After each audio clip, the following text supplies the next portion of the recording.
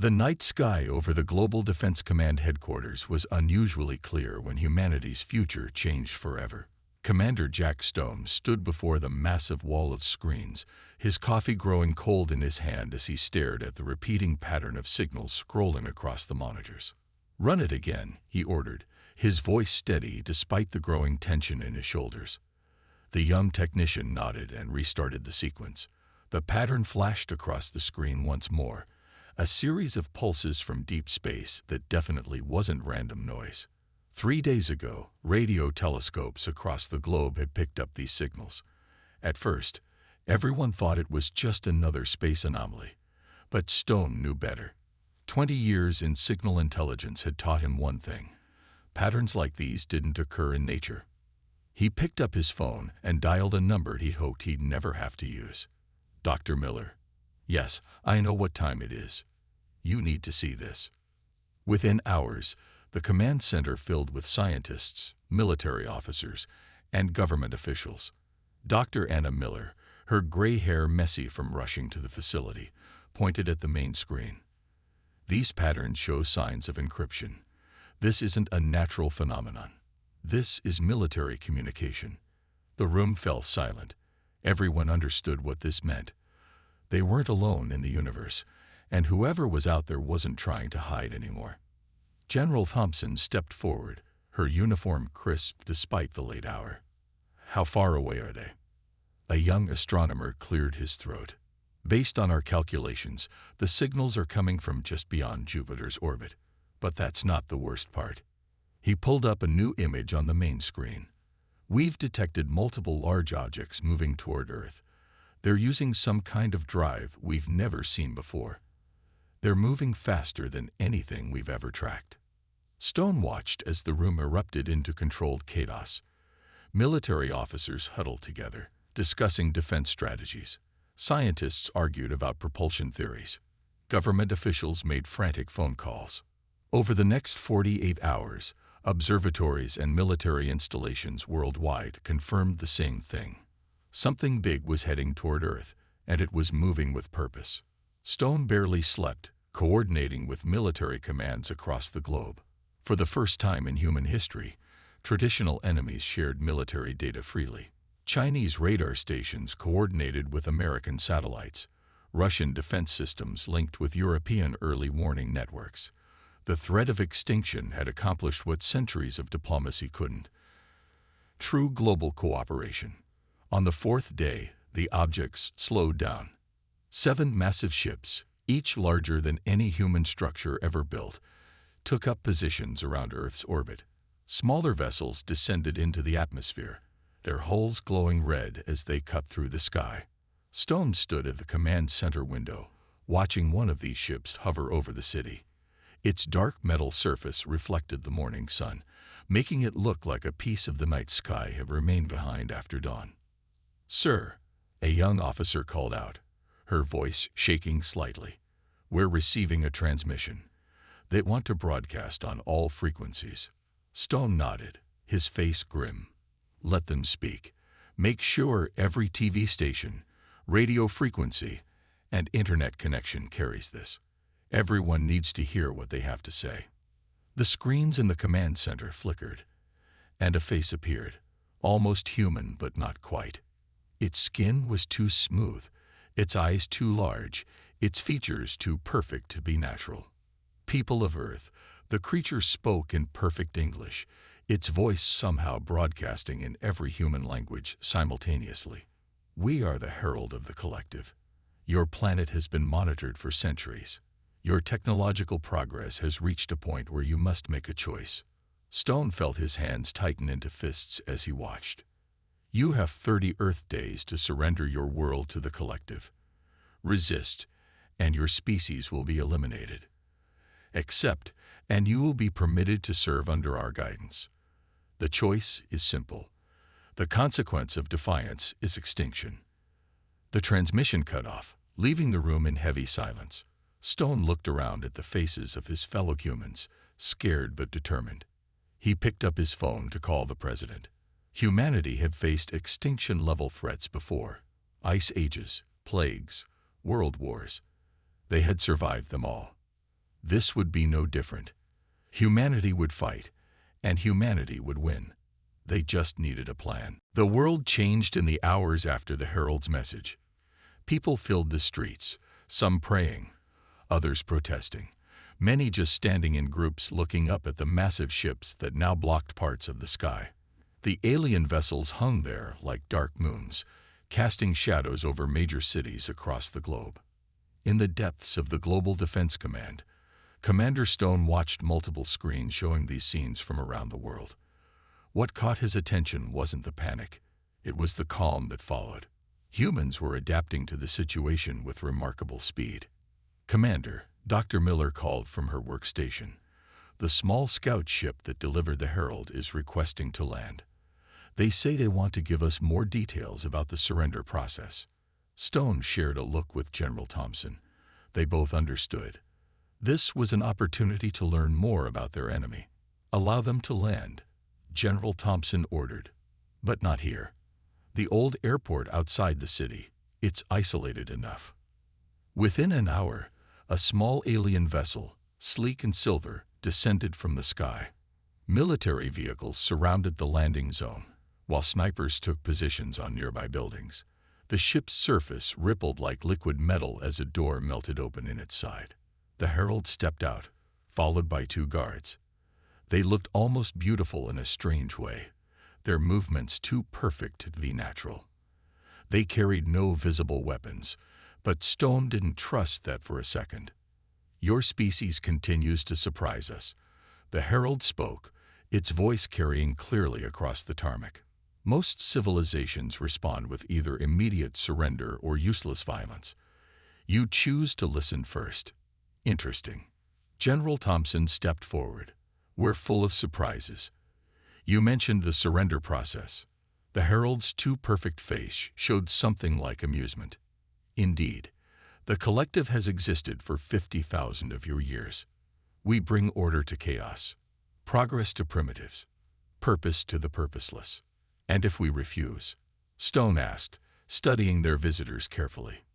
"Then you will be eliminated, like all who resist the collective." The herald gestured to the sky. "Those ships carry enough firepower to turn your cities to ash. We do not wish to waste resources, but we will if necessary." Dr. Miller, who had been quietly scanning the aliens with various devices, spoke up. "Your technology is impressive. But why give us 30 days? Why not just destroy us now?" The herald turned those two large eyes toward her. "The collective is not wasteful. Your species has potential. You adapt quickly. You solve problems in unusual ways. You could be useful, properly guided. The 30 days are a gift. Time to accept the inevitable with dignity." "And if we fight back?" Stone couldn't help asking. For the first time, the herald's perfect face showed something like real emotion. Was it fear? "Others have tried. None have succeeded. The collective does not lose." The meeting ended soon after, with the herald returning to their ship with a final warning. 29 days remain. Use them wisely. As the alien ship rose into the sky, Stone noticed something interesting. The herald's last words had sounded almost like a plea. Back at command, Dr. Miller shared her findings. "Their technology is advanced, but it's all connected, like one massive network. And their biology, they're modified, enhanced. They're barely organic anymore." "A weakness?" General Thompson asked. "Maybe," Miller replied. "They're so connected, so perfect, so unified. But that's not natural. Natural systems need chaos to evolve, to improve." Stone looked at the massive alien ships through the window. "They're afraid of us," he said quietly. "Not our weapons or technology. They're afraid of what we are, unpredictable, chaotic, creative. That gives us a chance," General Thompson said, turning to face the others. "They expect either surrender or a direct fight. We'll give them neither. We'll do what humans do best: adapt, improvise, and find a way to win." Stone nodded, a plan already forming in his mind. They had 29 days to prove that humanity's chaos and creativity could defeat the collective's cold perfection. The real question was, what would they try first? 28 days remained when humanity began its greatest engineering project. Every factory, laboratory, and workshop across the planet switched to defense production. The sound of machinery filled cities day and night as people worked in endless shifts. Dr. Miller hadn't slept in 3 days. She sat in her lab, surrounded by computer screens showing alien signal patterns. Something about their communications kept bothering her. They were too perfect, too ordered. She rubbed her tired eyes and reached for another cup of coffee. Dr. Miller, a young assistant, called out, "You need to see this." He pointed to a screen showing a pattern analysis. When we add random noise to their signals, their whole system gets confused. It's like they can't handle chaos. Miller sat up straight, suddenly wide awake. "Show me again," she demanded. As she watched the pattern analysis, a smile spread across her face. She grabbed her phone and called Commander Stone. Meanwhile, at the Atlantic Defense Station, Captain Tom West led a team of engineers in converting old satellites into weapons. They had discovered that the alien ships gave off a strange energy field that interfered with Earth's satellite networks. "If they can mess with our satellites," West told his team, "we can mess with their ships." He pointed to a modified communication dish. "We're going to turn their strength into a weakness. Every satellite we have will become part of one giant web." In underground bunkers across the world, civilians trained with new defense systems. People who had been office workers a week ago now learned to operate complex machinery. Farmers figured out how to turn their equipment into makeshift weapons. Car mechanics adapted their skills to repair military vehicles. General Thompson coordinated it all from the Global Command Center. She watched as humanity's greatest minds worked together, sharing ideas and innovations freely. Chinese quantum computers linked with American AI systems. Indian programmers worked alongside Russian engineers. The old borders meant nothing now. "Status report," Stone asked as he entered the command center. "Better than expected," Thompson replied. "Dr. Miller thinks she's found a weakness in their communication system. Captain West has modified 60% of our satellite network, and the underground facilities are almost ready." Stone nodded, looking at the main screen showing the alien ships still hovering above Earth. They hadn't moved since arriving, just watching, waiting. "They expect us to either surrender or attack directly. They don't understand how humans work." In her lab, Dr. Miller made a breakthrough. She discovered that the aliens' perfect, unified system had never faced truly random interference. Their technology was built on order and patterns. It couldn't handle real chaos. "Look at this," she explained to Stone over a video call. "Their ships, their weapons, even their biology. It's all connected in one network." But networks like that are vulnerable. One disruption spreads everywhere. Across the planet, preparations continued. People turned their homes into shelters. They stored food, water, and supplies. But they didn't do it in panic. They worked with purpose, determination, and most importantly, hope. Captain West's satellite modification project reached a milestone. "The whole network is connected now," he reported to command. "When we activate it, every satellite will work together to create one massive disruption field." In the command center, Stone watched the countdown timer. 21 days remained until the aliens' deadline. But humanity wouldn't wait that long. They had a plan now, not a perfect plan, not an ordered plan, but a human plan. "The aliens want us to think like them," Stone told the gathered leaders. "They expect us to fight like them. But we're going to show them something they've never seen before: human creativity, human chaos, human determination." General Thompson looked at the reports from around the world. Everything was almost ready. The satellites were in position. The bunkers were prepared. Dr. Miller's disruption system was ready for testing.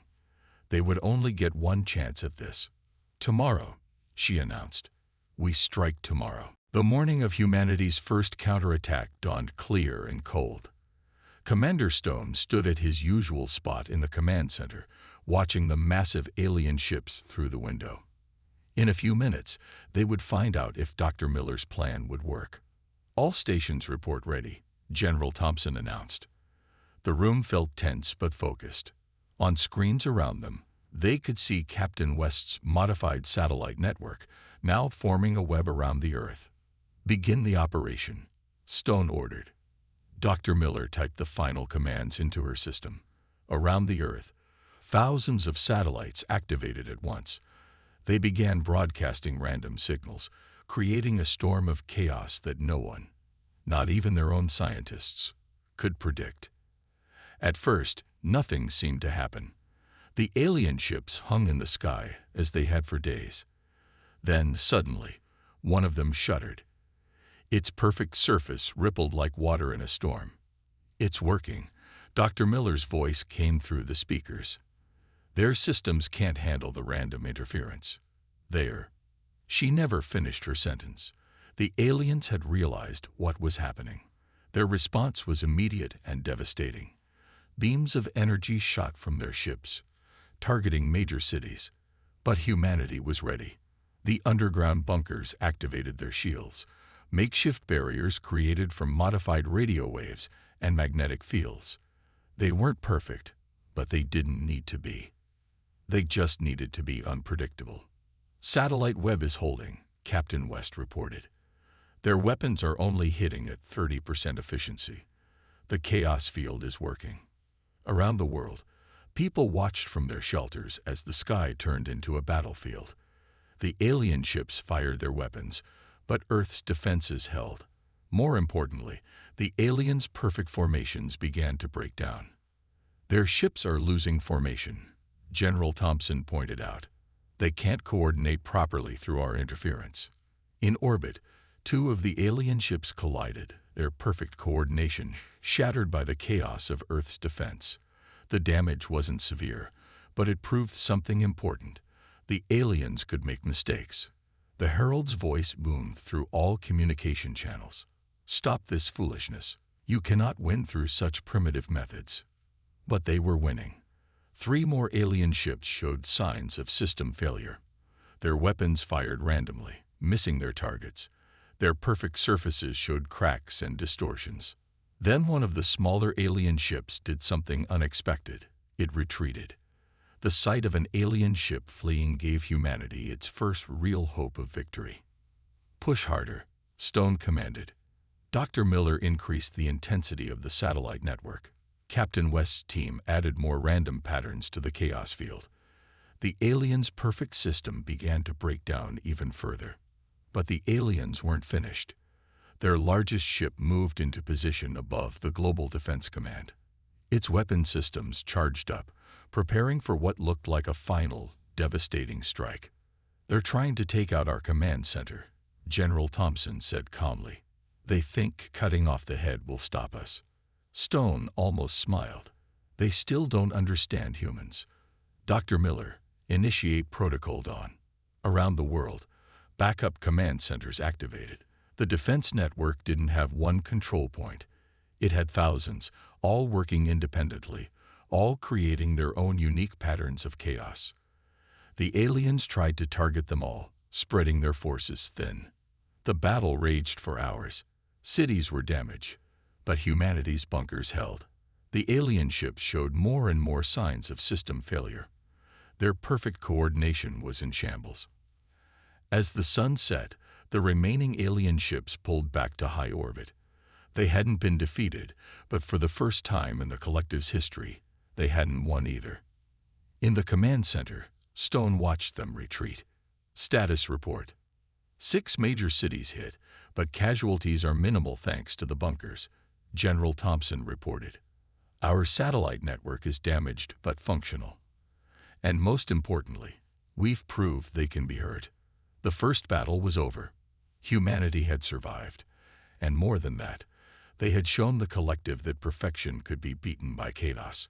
But everyone knew this was just the beginning. The alien ships had retreated to high orbit, giving Earth a moment to breathe. Dr. Miller worked in her lab, studying data from the battle. Something in the alien ship's signals had caught her attention during their retreat. She hadn't slept in 2 days, but she couldn't stop now. "There," she whispered, pointing at her screen. The patterns showed something new. The alien ships didn't just communicate, they shared one massive computer system. They're not just connected, they're all part of the same network. Lieutenant James Cooper stood in General Thompson's office, listening to a strange plan. The young pilot had a reputation for thinking differently, which was exactly what they needed now.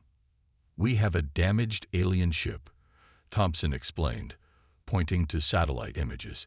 "It crashed in the desert after our attack. We need someone to get inside and gather information. Your team has been chosen." Cooper looked at the images. The ship was smaller than most, probably a scout vessel. Its perfect surface was cracked, showing dark metal underneath. "How do we get in?" "Dr. Miller has a plan for that," Stone said, entering the office. "She's created a virus. Not a computer virus, something new. A chaos virus. It speaks their language but makes no sense to their systems." The plan was dangerous but simple. Cooper's team would approach the crashed ship using vehicles modified with alien technology they'd gathered. Dr. Miller's virus would confuse the ship's defenses long enough for them to get inside. That night, 5 vehicles moved across the dark desert. Cooper led them, watching the alien ship grow larger in his night vision goggles. The crash had left a mile-long scar in the sand. "Activate the virus," Cooper ordered. Dr. Miller, monitoring from her lab, sent the signal. The alien ship's surface rippled, its defense systems trying to fight the nonsense data flooding its networks. "Move in now," Cooper commanded. His team rushed forward. They carried special tools designed to interface with alien technology. The ship's entrance was sealed, but they had studied the patterns. They knew where to look. Inside, the ship was eerily beautiful. Everything flowed together like liquid metal. Lights pulsed along the walls in perfect patterns. Cooper's team moved carefully, following Dr. Miller's directions through their radio earpieces. The main computer should be ahead. Miller's voice guided them. "Look for a room where all the light patterns meet." They found it. A chamber that seemed to be made of pure light. Cooper plugged in their data collector, a device Miller had built to copy alien information. The ship's systems were confused by the virus, making them vulnerable. But then something unexpected happened. The data they collected showed more than just tactical information. It showed fear. The collective was afraid of humans, deeply afraid. "Dr. Miller," Cooper radioed, his voice tense with excitement. "Are you seeing this? They're not just afraid of losing. They're afraid of us, of what we represent." "Keep downloading," Miller urged. "This is incredible. Their whole society is built on perfect order. They modify their own people to remove chaos, to make everyone the same. But they can't modify us." The team worked quickly, copying everything they could. But their time was running out. The virus wouldn't confuse the ship's systems forever. "Movement above," one of Cooper's team reported. "We've got ships entering the atmosphere. They know we're here." Cooper made a quick decision. "Plant the charges. We're taking what we have and making sure they can't recover this ship." The team set their explosives, simple human devices that would create maximum chaos in the alien ship's perfect systems. They retreated to their vehicles just as the first alien ships appeared overhead. Detonating in 3, 2, 1. The explosion wasn't large, but it was effective. The crashed ship's systems overloaded, its perfect patterns dissolving into randomness.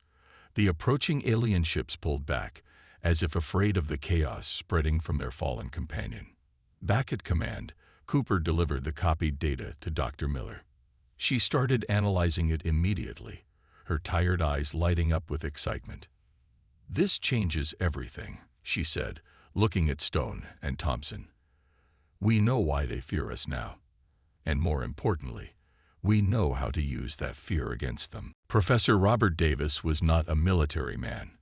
Before the aliens came, he had spent his life studying radio waves and their effects on different materials.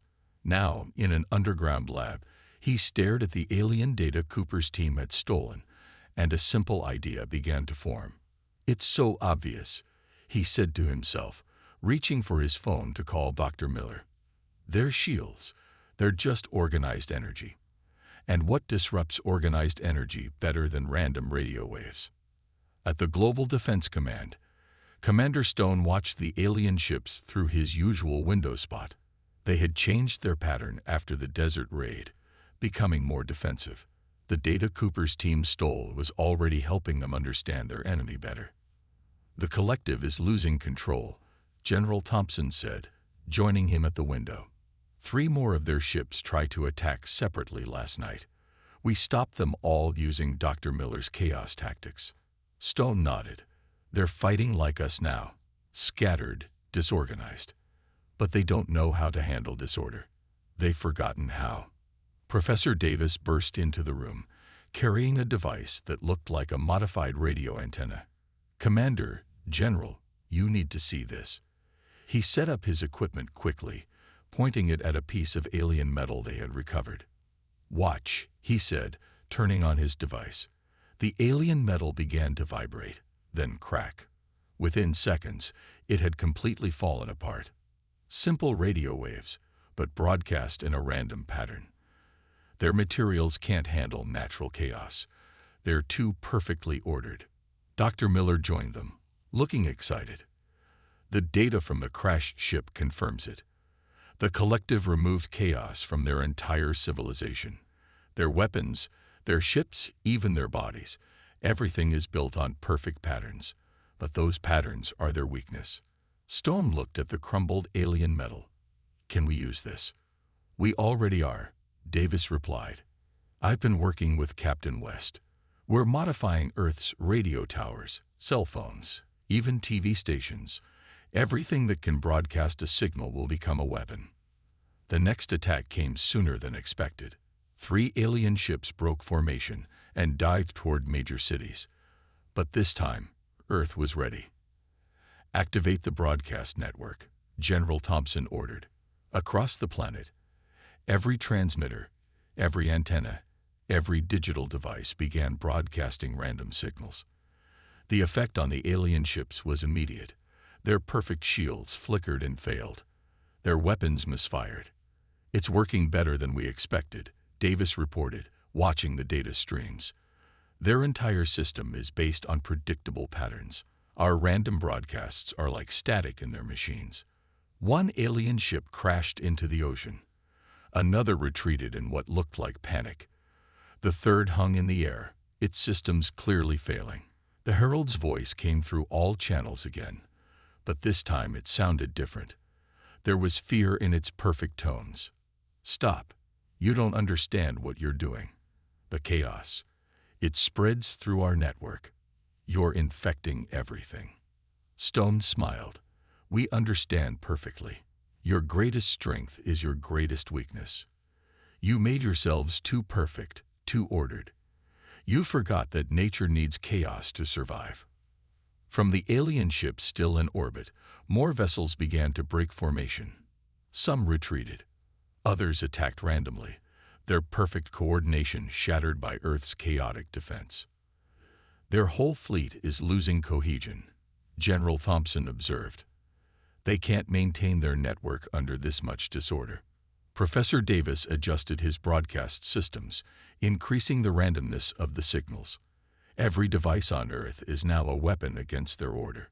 Phones, radios, satellites, they're all broadcasting chaos into their perfect system.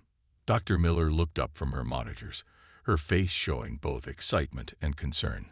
"The chaos is spreading through their entire network. It's affecting all their ships, maybe even reaching back to their main fleet beyond our solar system." Stone watched as more alien ships retreated. The collective's perfect invasion was falling apart in the face of humanity's embrace of chaos. But he knew this wasn't the end. The aliens would adapt, somehow. They had to prepare for what came next. "Keep broadcasting," he ordered.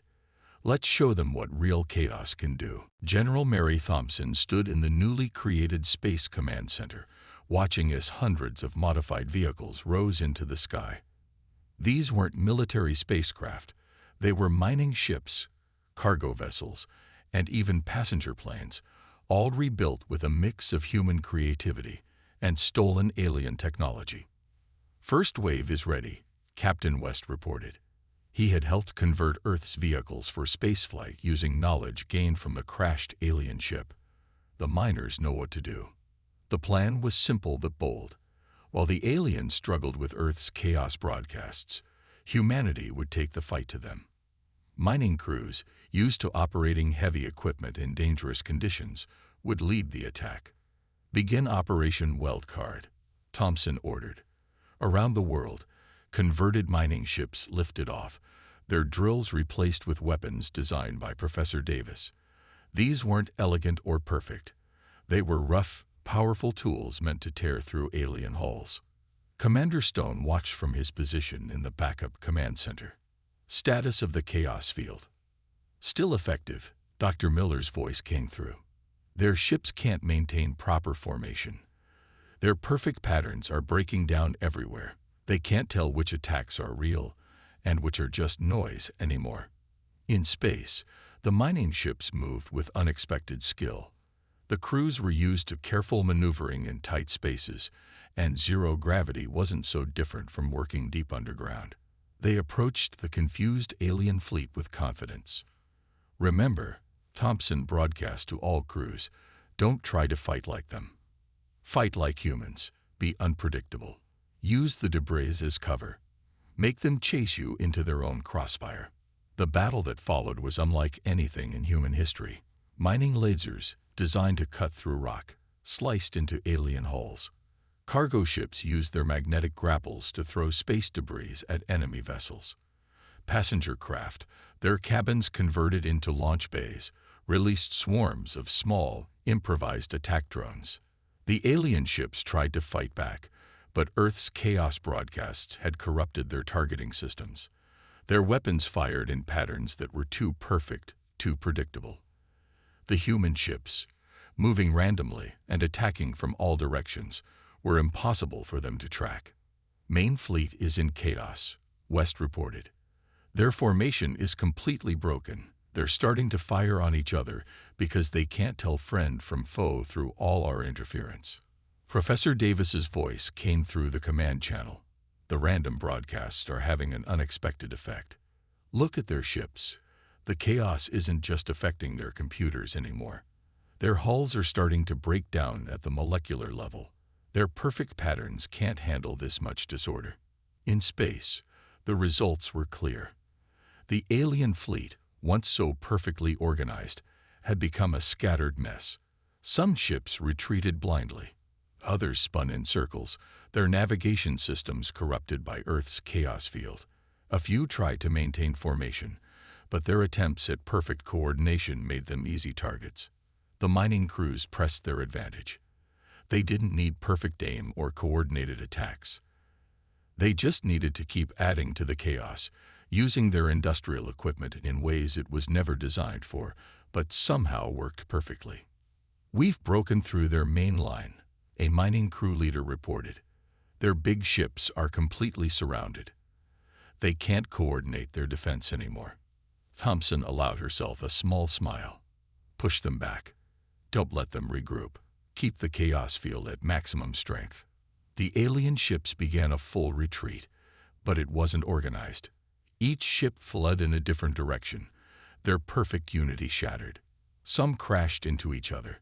Others vanished into deep space, their navigation systems corrupted beyond repair. "The Herald's ship is trying to broadcast," Miller reported. "But it's not threats anymore. They're calling for help. The chaos is spreading through their entire network, reaching their whole civilization." Stone watched the retreat from his screens. They came here expecting to find primitive creatures they could easily defeat. Instead, they found out what real strength is, not in perfect order, but in adaptation, creativity, and the power of controlled chaos. The battle wasn't over, but for the first time, victory seemed possible. Humanity had taken the aliens' greatest strength, their perfect, unified system, and turned it into their greatest weakness. Dr. Miller hadn't left her lab in 3 days. The data streaming in from space told an amazing story. The chaos virus they had created wasn't just affecting the ships around Earth anymore. It was spreading through the entire collective's network, jumping from system to system, ship to ship. "Look at this," she called to Commander Stone, pointing at her screens. "Their whole empire is built on connected systems. When one part breaks, it all starts to fall apart." Stone watched the patterns on the screen, showing the virus spreading like cracks in ice. "How far has it reached?" "Everywhere," Miller said, her voice filled with wonder. The collective linked all their worlds, all their ships, all their people into one network. They thought it made them stronger. Instead, it made them vulnerable. Stone finished. "One crack spreads everywhere." Reports were coming in from the edge of the solar system. The collective's main fleet was in chaos. Ships were losing power. Weapons wouldn't fire. Communication systems broadcast nonsense. The perfect order they had maintained for 50,000 years was falling apart. In the command center, General Thompson received an unexpected message. "Multiple alien species are contacting us," she announced. They were all under collective control. Now that the network is breaking down, they're breaking free. The Herald's ship appeared again, but this time it was different. Its perfect surface was cracked and dull. It broadcasted on all channels, but the voice was no longer smooth and confident. "Please," the Herald's voice shook with static. "You don't understand what you've done. The chaos. It's destroying everything we built. Our perfect society is falling apart. How do you live like this? How do you survive with so much disorder?" Professor Davis, who had been monitoring the chaos broadcasts, stepped forward. "That's exactly why we survive," he said into the microphone. "Chaos makes us stronger. It forces us to adapt, to change, to grow. You forgot that. You try to remove chaos from the universe, but chaos is what makes life possible." More messages poured in from across space. Alien worlds that had been under collective control for thousands of years were waking up. As the perfect network collapsed, species began to remember who they were before the collective made them perfect. Commander Cooper's voice came through. He was leading a scout mission at the edge of the solar system. "The collective's main fleet, they're not just retreating. They're falling apart. Some ships are joining the rebellion. Others are just shutting down." Stone looked at the tactical display. The dots representing collective ships were scattering across space. Some vanished as their systems failed completely. Others changed color as their crews broke free from collective control and declared independence. "The virus has reached their core worlds," Miller reported, still watching her screens. "Their entire civilization was based on perfect patterns, perfect order. They can't handle this much chaos. They don't know how to think for themselves anymore." The Herald's ship made one last transmission. "We were wrong," the voice said, sounding more natural, more real than ever before. "We thought perfection was the answer. We thought by removing chaos, we could create a perfect universe. Instead, we nearly destroyed what makes the universe worth saving." General Thompson watched as more alien species contacted Earth, not to surrender, but to learn. "They want to know how we did it," she said. "Not just the technology. They want to know how we think, how we live with chaos and still survive." In his lab, Professor Davis smiled as he shut down the chaos broadcasters. They weren't needed anymore. The collective's perfect order had been broken not by superior weapons or technology, but by humanity's greatest strength, their ability to embrace chaos, to adapt, to change. "What now?" Stone asked, looking at the stars through his window. The alien ships were gone, leaving Earth's sky clear for the first time in weeks. "Now," Thompson said, "we help them learn to be free again. And maybe they can teach us a few things too. After all, the universe is big enough for both order and chaos." 6 months after the collective's retreat, Earth had changed. Ships from 100 different alien worlds filled the sky, not as invaders, but as visitors. They came to learn, to trade, and to understand how humans had done the impossible. Commander Stone stood in the new Galactic Exchange Center, which had once been the Global Defense Command. Next to him, a former collective ship captain, now free from the network's control, watched Earth's chaotic but efficient spaceport. "I still don't understand how you manage it," the alien said, its perfect features slowly changing to show more natural expressions. "There's no central control, no perfect pattern, and yet everything works." Stone smiled. "That's the beauty of it. We don't try to control everything. We adapt, we improvise, we learn from our mistakes." In her lab, now 3 times larger and filled with scientists from 20 different worlds, Dr. Miller worked with alien researchers. They studied how to safely remove the collective's modifications from their people, helping them remember how to think independently. "Each species is different," she explained to a group of visitors. "The collective tried to make everyone the same. But that's not how life works. Diversity makes us stronger. Chaos creates possibilities." Professor Davis had turned his radio wave research into something new. Working with alien scientists, he developed ways to protect systems from both too much order and too much chaos. Balance, they discovered, was the key. "Think of it like a dance," he told his students, both human and alien. "Too much structure, and you can't move freely.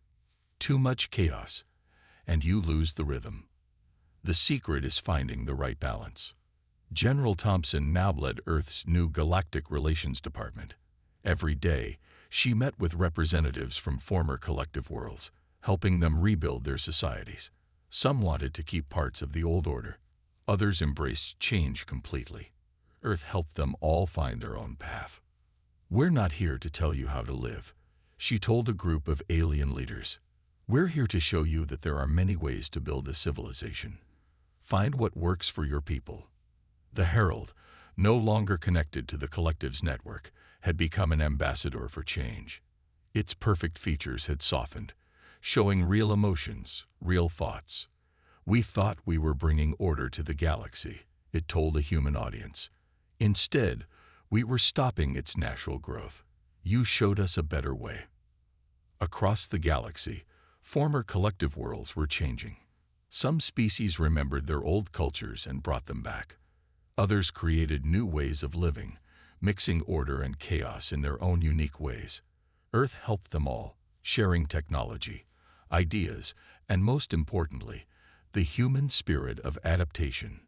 Lieutenant Cooper, now Captain Cooper, led missions to help worlds damaged by the collective's control. His teams included both humans and aliens, each bringing their own skills and perspectives to the work. "The best solutions," he often said, "come from mixing different ideas. Sometimes the most elegant answer is a bit messy, and that's okay." In the final meeting of Earth's leaders, Commander Stone looked at the galaxy map showing hundreds of free worlds where once the collective had ruled. "We didn't just win a war," he said. "We showed the galaxy a truth it had forgotten. Life isn't about perfect order or complete chaos. It's about finding your own way forward." As the sun set on another busy day, ships from a dozen worlds rose from Earth's spaceports. They carried human teachers, scientists, and workers, heading out to help rebuild the galaxy. Other ships landed, bringing alien visitors eager to learn from humanity's example. The stars no longer seemed distant and threatening. They were full of possibilities, full of new friends and new challenges. Humanity had faced its greatest test and discovered its greatest strength, not in perfection, but in the beautiful balance between order and chaos that made life worth living. Earth had not just survived. It had helped create something new, a galaxy where every species could find its own path, where diversity was celebrated, and where the future was not perfect, but perfectly human.